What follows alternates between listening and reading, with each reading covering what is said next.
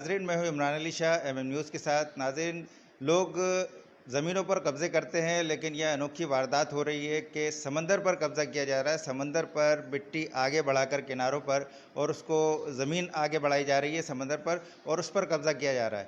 یہ قبضہ جو ہے ماہی گیروں کی زمین پر کیا جا رہا ہے، ریڈی گوٹ کراچی میں۔ اس حوالے سے ہمارے ساتھ موجود ہیں پاکستان فشر فوک فورم کے چیئرمین محمد علی۔ ڈاکٹر محمد علی شاہ صاحب سے ہم بات کریں گے اور ان سے معلوم کریں گے کہ کیا صورتحال ہے اور کون لوگ قبضہ کر رہے ہیں۔ جی محمد علی شاہ صاحب۔ جی عمران علی شاہ، آپ کا بہت بہت شکریہ۔ اصل میں آپ سب لوگوں کو معلوم ہے کہ یہ جو سمندر ہے اور سمندر کے جو کنارے ہیں، یہ دراصل جو ہے ماہی گیروں کے روزی کے پیالے ہیں، اور ماہی گیر صدیوں سے اس سمندر سے اپنی روزی حاصل کرتے ہیں، اور ان سمندر کے کناروں پر صدیوں سے جو ہے وہ رہتے ہیں۔ ریڈی گوٹ جو 400 سال سے بھی زیادہ پرانا ایک قدیمی گاؤں ہے، جہاں پر جو ہے اس وقت 50,000 سے بھی زیادہ ماہی گیر رہتے ہیں، اور ان تمام آبادی کے لوگوں کا جو ذرائع معاش ہے وہ ماہی گیری ہے، اور سمندر میں جا کر ماہی گیری کرتے ہیں۔ تو یہاں پر جو ہے پورے سندھ کے کوسٹل ایریا میں سندھ کے جو بااثر لوگ ہیں، جو وڈیرے ہیں، سمندری وڈیرے ہیں، سی لارڈز ہیں، انہوں نے جو ہے سمندر کی مختلف کریکس پر بھی قبضے کیے ہوئے ہیں، اور سمندر کے کناروں پر آباد جو گاؤں ہیں ان کی جو زمینیں خالی پڑی ہوئی ہیں، یا ان کا کوئی فلائی پلاٹ ہے یا کوئی گراؤنڈ ہے، تو اس پر بھی جو ہے نا یہ بااثر لوگ قبضے کرتے ہیں۔ بالکل اسی طرح ریڈی گوٹ کے سمندر کے کناروں پر بھی جو ہے ایک ماضی کا بدنام زمانہ اسمگلر داؤجت، اور اس وقت جو ہے وہ بہت بڑا ایک لینڈ گریبر ہے، لینڈ مافیا ہے، جس کا کام ہے سمندر کے کناروں پر جتنی بھی خالی زمینیں ہیں، وہ سرکاری ہوں یا غیر سرکاری ہوں، سب پر قبضہ کر کے جو ہیں وہ فروخت کرتے ہیں۔ اس کے ساتھ جو ہے وہ جو ریڈی گاؤں ہے اس کی بھی خالی زمین جو ہے انہوں نے کافی ماضی میں بھی ان پر قبضہ کر کے بیچی ہے۔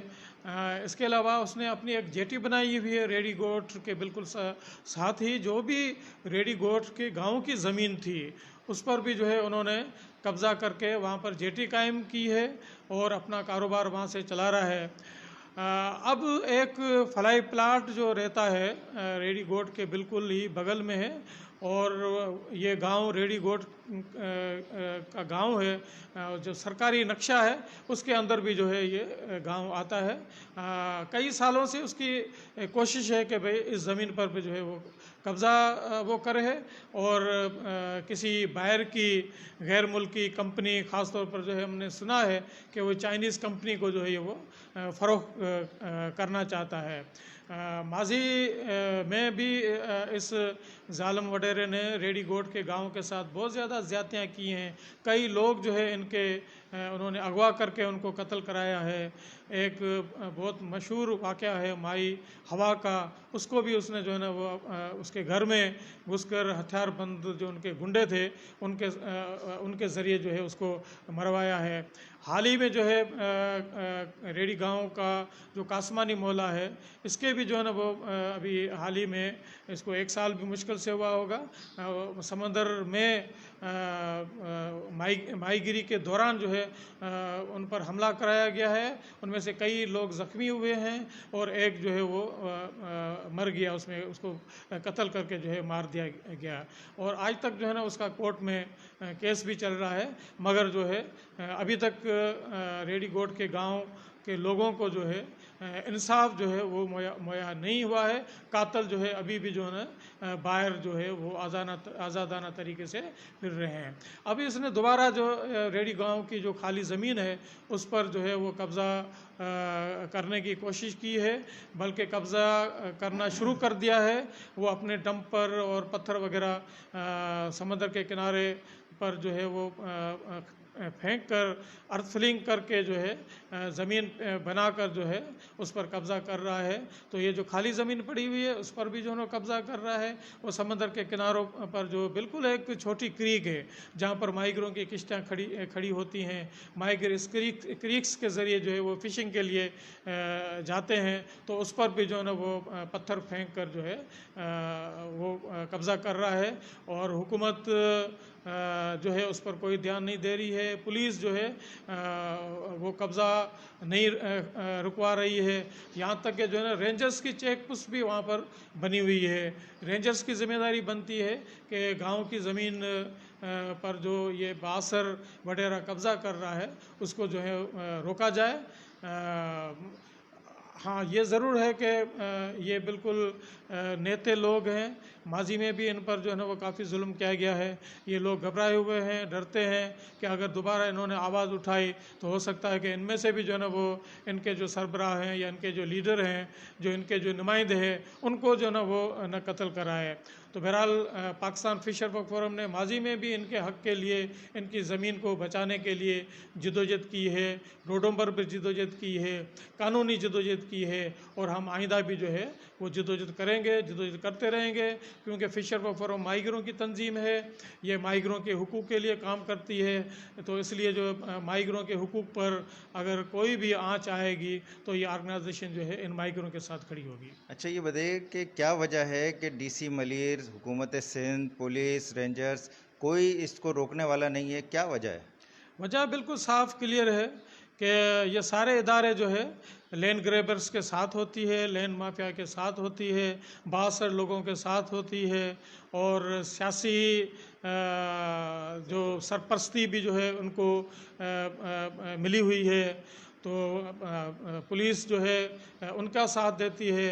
जो लैंड ग्रेबर्स होते हैं, जो पावरफुल लोग होते हैं, वो कभी भी गरीबों का साथ जो है वो नहीं देते हैं। माजी में भी जो है ना पुलिस ने इस लैंड ग्रेबर्स वगैरह का साथ दिया है, हुकूमत ने भी उनका साथ दिया है। लोग इनके कत्ल हुए हैं मगर कोई भी जो है इनको इंसाफ जो है वो नहीं दिया गया है। कातलों को गिरफ्तार करके जो है उनको कैफर किरदार तक जो है वो ना माजी में पहुंचाया गया है। और हमें आइंदा भी ये डर है, ये खौफ है कि हुकूमत दोबारा जो है इन माहिगरों का साथ देने के बजाय अपने वोटरों का जो है वो साथ देने के बजाय हो सकता है कि दोबारा जो है इन लैंड ग्रेबर्स और लैंड माफिया और समंदरी वडेरों का साथ न दे। जी, जैसा कि आपने सुना, मोहम्मद अली शाह कह रहे थे कि बासर लैंड ग्रेबर हैं जिनको सरपरस्ती हुकूमत की भी हासिल है, सियासी सरपरस्ती भी हासिल है, इसलिए उनके ख़िलाफ़ कार्रवाई नहीं होती। ज़मीन के साथ साथ जब ज़मीनें नहीं बच रहीं तो अब वो समंदर की तरफ जा रहे हैं, समंदर में मिट्टी डाल रहे हैं, रोड़ी डाल रहे हैं और बड़े बड़े पत्थर डाल रहे हैं। और ये पत्थर जो है ये क्या नुकसान पहुँचा सकते हैं जो समंदर के दरमियान में डाले जा रहे हैं। हमारे साथ माहीगीर मौजूद हैं, हम इनसे बात करेंगे। ये मुतासरीन है, इनकी जगह है ये। जी, क्या नाम है आपका? मेरा नाम गुलाम मुस्तफ़ा है। गुलाम मुस्तफ़ा नाम। गुलाम मुस्तफ़ा, क्या होता है अगर पत्थर डालते हैं तो बड़े?